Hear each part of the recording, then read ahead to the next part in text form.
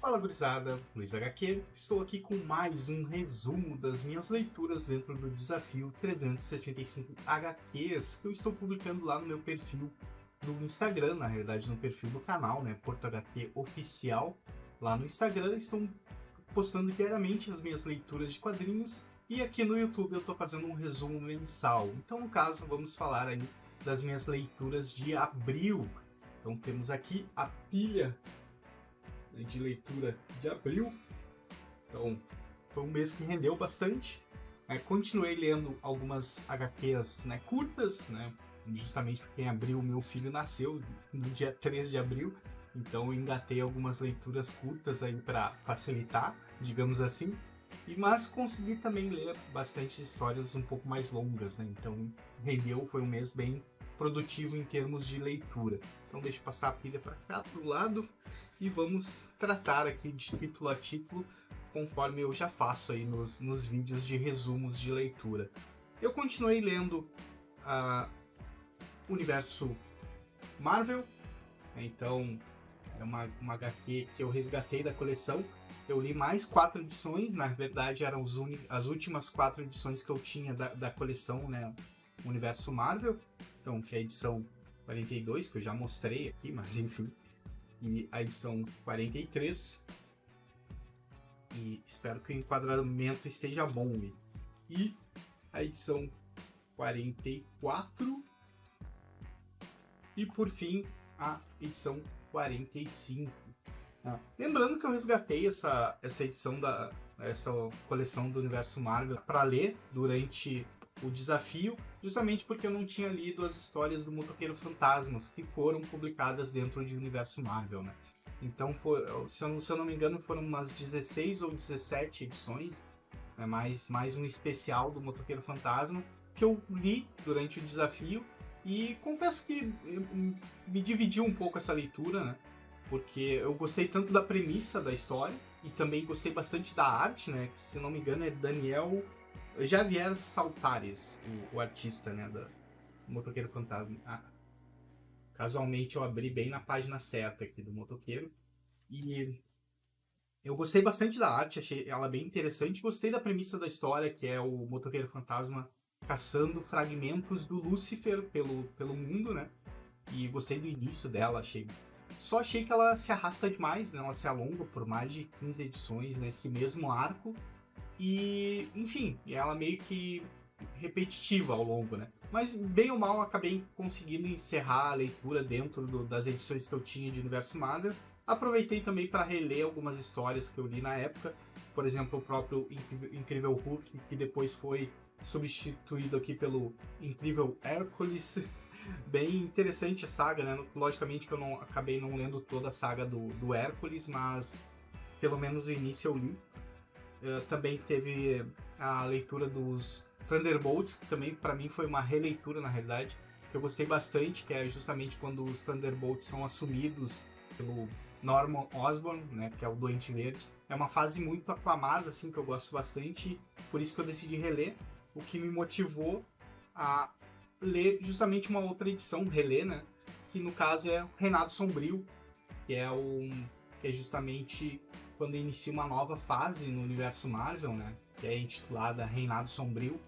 E eu gostava muito desse título, decidi ler justamente porque eu estava relendo Thunderbolts e basicamente os acontecimentos dos Thunderbolts, parte dos acontecimentos dos Thunderbolts levam justamente para essa saga aqui, Reinado Sombrio.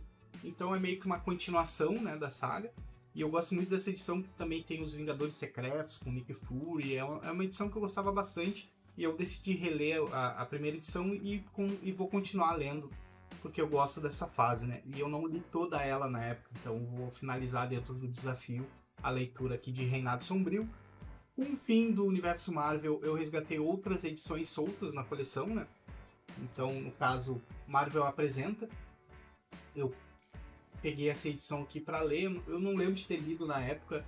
Então a Marvel Apresenta 10, que mostra uma história fechada do encontro justamente do Wolverine e do Homem-Aranha. É uma história bem ok, assim, e, enfim, bem mediana. Tipo, tu lê uma vez, com certeza tu não vai querer reler ela. Não tem nada de muito fantástico nessa história, assim. Ela é bem ok, assim, tu lê e, enfim, é mais uma leitura. Então, mais uma edição aqui do universo Marvel, ou melhor, Marvel apresenta, no caso a edição 18, que mostra justamente uma história fechada dos Vingadores focada na Mulher Hulk. O interessante aqui é que a Mulher Hulk ela tá descontrolada, bem no estilo Hulk mesmo, então ela tá com medo de se transformar, de causar destruição e tal, daí os Vingadores justamente vão em busca dela para ajudá-la, né? Uma história bem interessante, eu gostei da premissa, né?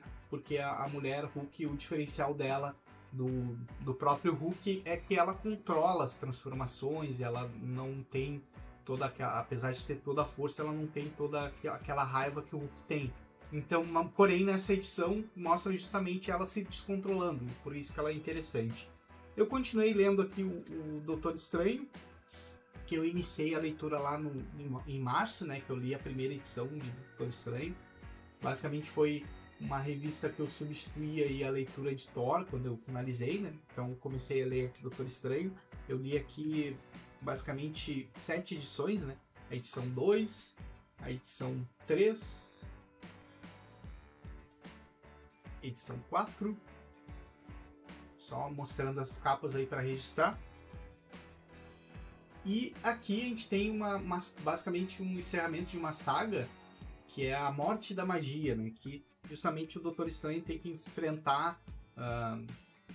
não é propriamente uma entidade, né? É um grupo de cientistas que está percorrendo todo o universo e justamente destruindo a magia. Então, logicamente, o Doutor Estranho tenta impedir. Ele consegue, porém, no final... Bom, vou dar um pequeno spoiler, porque isso acaba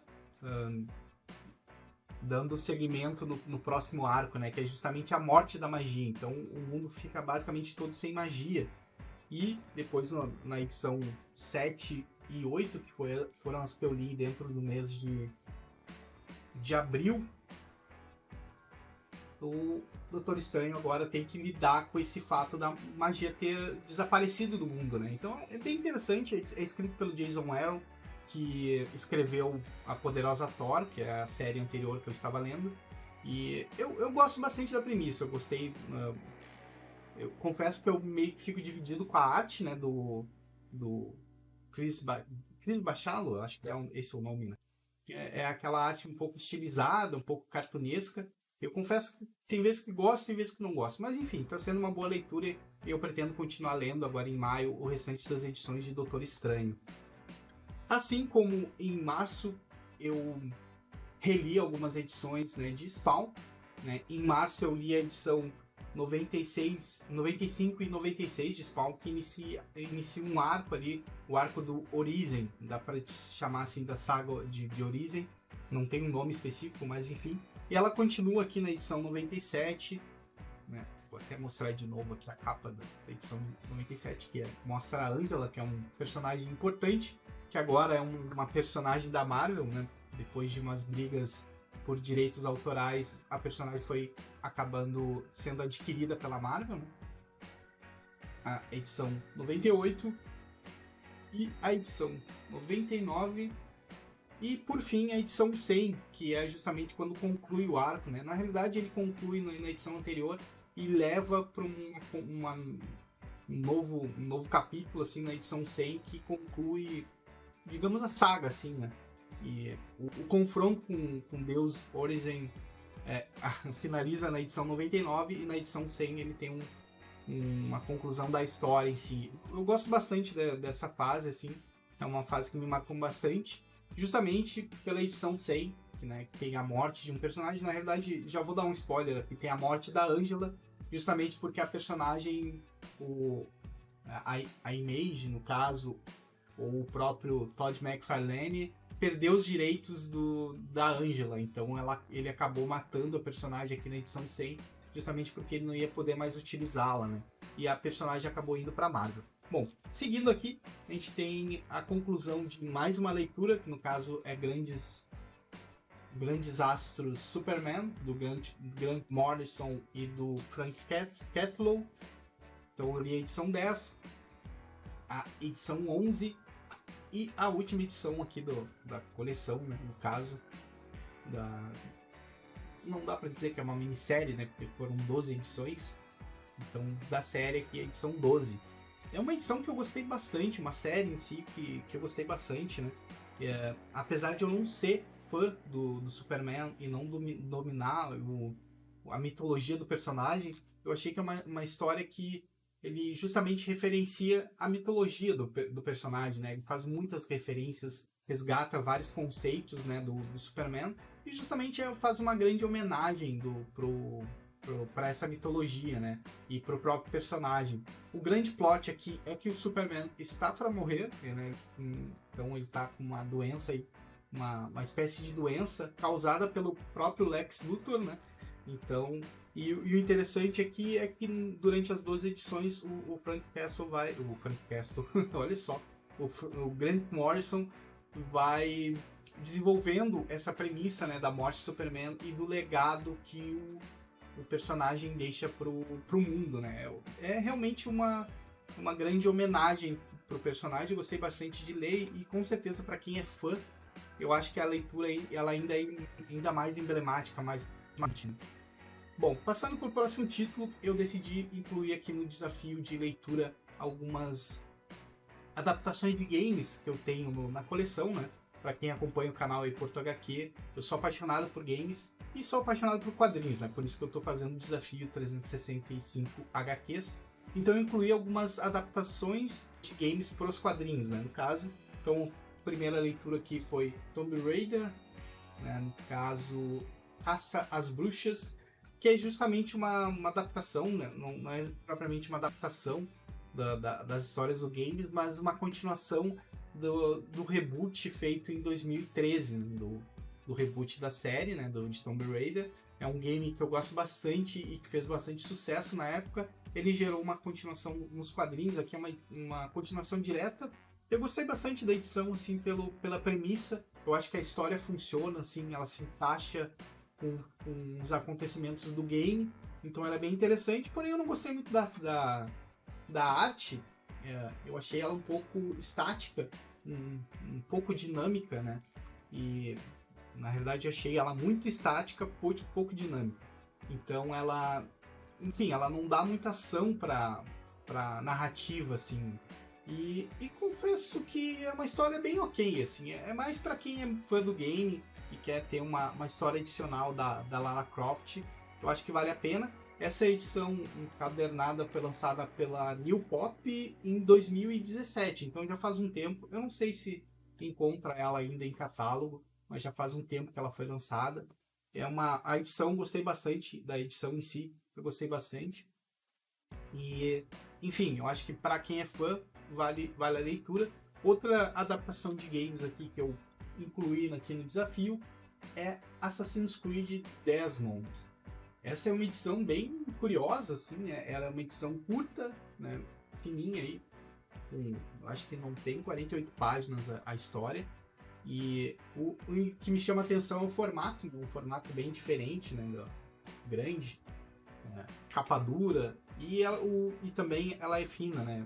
Tem uma segunda edição que eu sinceramente poderia ter compilado as duas edições em um único volume. Acho que ficaria mais interessante, né? Mas quando eu for fazer quando eu li a segunda edição agora no mês de maio, né? Tô gravando esse vídeo no dia 5 de maio, espero postar no dia 5. Mas enfim, sobre essa edição em si, eu gostei da leitura. Ela faz uma adaptação mais ou menos do primeiro e do segundo game, de alguns acontecimentos, na realidade, né, de Assassin's Creed 1 e 2, focados nos Desmonds, né? Então tem alguns fatos inéditos que não apareceram nos games e algumas releituras de alguns acontecimentos que apareceram nos games, né? Então eu achei bem interessante, é uma leitura bem ok, novamente focada para quem é fã, né? Eu não sei se pegaria novos leitores aqui, mas para quem é fã de Assassin's Creed vale a leitura, né? Não é nada fenomenal, mas foi uma boa leitura, né? E aqui uma das leituras marcantes do mês, né? Eu finalmente terminei The Walking Dead, né? O último volume, a edição 32, é o último volume aqui de The Walking Dead, que quando temos o encerramento aqui da série The Walking Dead. eu confesso que fiquei bem dividido com essa edição, né?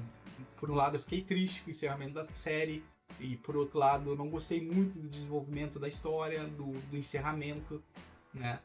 Na realidade, os últimos volumes, né, de The Walking Dead, conforme eu comentei nos vídeos anteriores, parece que a história estava assim, bem abaixo da média, né, do The Walking Dead, assim.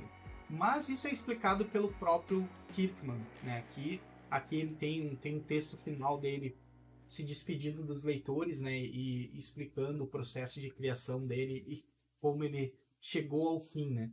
Ele percebeu que simplesmente não tinha mais histórias para contar, né? Ele tinha planejado inicialmente umas 300 edições, né? Aqui logicamente, aqui é um encadernado com várias edições, né? Então aqui compilou as edições 187 a 193. Então nos Estados Unidos ela se encerrou na edição 193, né? Ele pretendia estender lá por quase 300 edições, se eu não me engano. E ele explicou que ele chegou num ponto que ele já não tinha mais para onde ir, que o final que ele tinha programado já estava basicamente ali, então ele não tinha como alongar mais a série. Então ele acabou definindo encerrar a série naquele ponto ali, que eu acho que é uma decisão dele extremamente acertada, porque realmente já não tinha mais para onde ir. Tu sente isso nos últimos volumes, que a última saga, né, que envolve uma nova comunidade, uma comunidade bem maior do que a do próprio Rick. Então,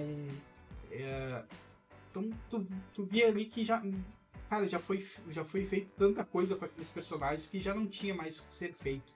Mas, apesar de não ter gostado muito do final, assim, de eu ter achado que ele foi um pouco aquém do que eu esperava, né, como fã que acompanhou todos aqueles personagens, eu sinceramente eu não gostei muito do destino do Rick, mas enfim, de certa forma, de repente quando eu reler daqui a uns anos, talvez eu mude de ideia, assim, mas de certa forma foi um bom final, assim. Eu acho que o Robert Kirkman, o autor da série, ele teve uma boa decisão de encerrar a série. Eu acho que ela, apesar de não ter sido totalmente satisfatório o final, de certa forma foi satisfatório, né? Eu acho que ele encerrou no momento certo, assim. Então fico meio dividido, assim, com o final, mas de qualquer forma, The Walking Dead, pra mim, é uma das minhas séries prediletas, que me marcou muito, né? Toda a trajetória do Rick Grimes, né? Dos personagens, da Michonne, muitos personagens marcantes, assim, e muitos acontecimentos marcantes, assim, que realmente vai continuar, apesar de eu não ter gostado tanto do final, vai continuar como uma das minhas séries prediletas aqui de leituras, né, de quadrinhos. E para substituir aqui The Walking Dead, eu comecei uma nova série que eu não tinha lido na época de lançamento, que é Demolidor, né, do Mark Waid, né, premiada fase aqui do Mark Waid. O porquê eu não li na época? Porque eu não comprei, eu simplesmente eu me apaixonei pelo personagem lá na fase do Bendis, né, do Michael Bendis, e depois do Ed Brubaker. Eu acompanhei toda a série no momento da publicação. Depois eu meio que parei de ler, e quando lançou, né, chegou a Mark Waid nas bancas, né, essa edição, eu não comprei na época, né? Então, alguns anos depois, eu resgatei, consegui completar a coleção. Tenho a coleção completa aqui dessa revista do Demolidor, e agora incluí no desafio justamente para ler. Gostei bastante dessa primeira edição, justamente porque ele muda o tom, né? O Mark Waid, a proposta dele é justamente tirar toda aquela carga dramática que teve nas fases anteriores, né? Que é justamente a fase do Michael Bendis e do Ed Brubaker. E teve uma outra fase ainda que eu também não li. Então aqui ele meio que reinicia tudo. Ele não abandona os elementos que foram apresentados nas fases anteriores, porém ele propõe um Demolidor um pouco mais otimista, assim, né? Então a série é um pouco mais colorida, não tem tanto carga dramática, e ele tenta desenvolver isso dessa forma, assim, né? E é bem interessante, gostei bastante, vou continuar lendo, logicamente, né? Eu li a edição 2 também, que eu também gostei, que envolve o Homem-Aranha, também a Gata Negra, é uma história bem interessante, assim. Mas o que eu mais gostei foi o envolvimento do Topeira, tem uma história do Topeira ali, que de certa forma é bem macabra, assim. Eu gostei bastante dessa edição. Confesso que eu acho que eu gostei mais da edição 2 do que a edição 1. Mas enfim, vou seguir lendo. E agora eu vou entrar nos encadernados da Salvat, né? A coleção de capa preta da Salvat, eu consegui ler bastantes volumes no mês de abril aqui dessa coleção, né? Então temos aqui o espetacular Homem-Aranha, O Nascimento do Venom, que na realidade é um compilado de histórias, né? Não é uma história contínua, é um compilado de histórias que mostram justamente os conceitos ali do uniforme negro do Homem-Aranha sendo desenvolvidos, né? E no final do volume temos de fato o nascimento do Venom, né? Que é quando o personagem é de fato criado, né? E eu gostei da edição. Algumas histórias aqui para mim, tipo, elas servem só mais para dar o conceito e o contexto da criação do personagem em si. E logicamente que tem a primeira aparição do Venom de fato, que ela é bem interessante. É uma história que eu gostei mais pelo fato, enfim, pelo fato histórico, né, da criação do personagem, assim. Não é uma história que eu releria, mas não deixa de ser uma boa história, assim. Um bom volume, um bom compilado de histórias. Outra edição aqui que eu li da coleção da Salvat, que é o Incrível Hulk Gritos Silenciosos, que é de uma fase bem emblemática do personagem, né, que é do Peter David, que é bem aclamada, né, que um dos principais roteiristas do Incrível Hulk passou anos, eu acho que mais de 10 anos escrevendo Incrível Hulk. Inclusive a Panini anunciou a coleção justamente dessa fase, né, vai compilar todas as histórias do Peter David, e eu gostei bastante da edição. Eu nunca tinha lido essa fase, eu li muito poucas histórias. Eu me surpreendi muito com essa história, achei uma história bem interessante. Gostei muito da arte, né, do David McKean. Não é McKean? Não, David. Não é o David que é o McKean. O Daily Kyle. Desculpe a falha aqui, ó. Foi um falho grandioso aqui. Mas enfim, a história, a arte muito, muito, muito interessante. Gostei muito da arte, né? Não sei se a luz vai permitir aqui o enquadramento, mas enfim. Gostei muito dessa história, principalmente porque ela desenvolve um dos fatos bem interessantes que eu gosto do personagem do Hulk, que é justamente as suas múltiplas personalidades. Gostei bastante dessa história, achei ela bem interessante. Estou sendo repetitivo, mas enfim. De fato, eu gostei da história. Temos aqui Wolverine Arma X, é outro clássico, uma outra releitura que eu fiz aqui dentro da coleção Salvat. Eu já tinha lido, inclusive eu tenho uma outra edição em formatinho da Arma X, né? Ou Arma X, ou Arma 10, se preferir. Mas enfim, é uma história clássica, assim, que me marcou bastante. Eu gosto bastante dessa história. Tá entre uma das minhas edições prediletas do personagem, né? Justamente porque ela não foca numa grande saga, num grande vilão, mas justamente no todo o processo de transformação do Wolverine na Arma X, né? Então, quando ele foi capturado, os experimentos que ele sofreu, né? A arte do Barry Windle Smith é excelente, cara, é incrível, combina exatamente com o tom da narrativa, né? Com o tom da história. Realmente é um clássico da Marvel, para mim, pelo menos, é incrível. Eu acho que com certeza para muitas pessoas o Wolverine Arma X é muito marcante, né? Porque justamente mostra todo o processo de transformação do Wolverine, o sofrimento que ele passa, né? E logicamente que temos aqui uma boa dose de ação, né? De selvageria, né? Do Wolverine, né? Quando ele consegue se libertar aqui do programa Arma X, né? E por fim, tivemos Marvels. Marvels, que para mim é o clássico absoluto da Marvel, né? Porque justamente reconta momentos marcantes do universo Marvel na ótica de um repórter, né, de um fotógrafo. E, cara, quando eu li pela primeira vez Marvels, eu fiquei impressionadíssimo, né? Eu acho que aqui foi um dos momentos que eu me apaixonei pelo universo Marvel, justamente. Porque eu não tinha lido, não li as histórias clássicas, né, na época que eu li Marvels, eu não tinha lido as histórias clássicas, assim. Então era quase como um primeiro contato com aquele universo, com as maravilhas, como o próprio Mark Waid. Olha, eu tô confundindo todos os autores aqui, desenhistas, né? o Kurt Busiek, ele coloca, né, no seu texto, né, ele chama os heróis Marvel de maravilhas, né, que é a tradução, no caso, seria a tradução de Marvels, mas uma adaptação, né, do termo Marvels. E, cara, excelente. É uma excelente leitura, porque ela é marcante, e justamente porque ela não... Novamente, ela não é uma história épica, né, com os heróis, né, com o foco e os vilões, mas sim a ótica de uma pessoa mundana, né, uma pessoa normal, né, vendo todo o nascimento do universo Marvel, né, o surgimento daqueles heróis, né, que impactam a forma que o surgimento daqueles heróis impactam na sociedade, no mundo, né? Muito excelente, assim. E justamente porque ele revisita alguns fatos históricos, né, da Marvel, né?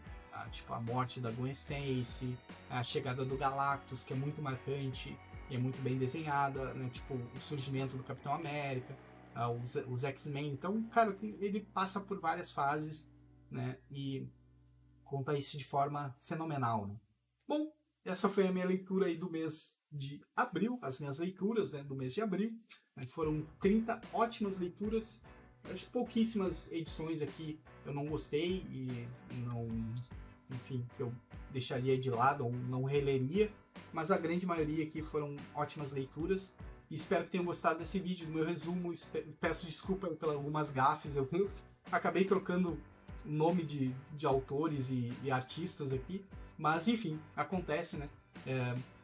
Esse vídeo normalmente não tem um roteiro muito definido, eu simplesmente pego aqui as edições e falo o que eu achei delas. Espero que gostem desse formato, que tenham acompanhado até o fim, e convido novamente a me seguir lá no Instagram, né, no perfil PortoHQ Oficial, né, que eu estou postando diariamente as minhas leituras do desafio de 365 HQs.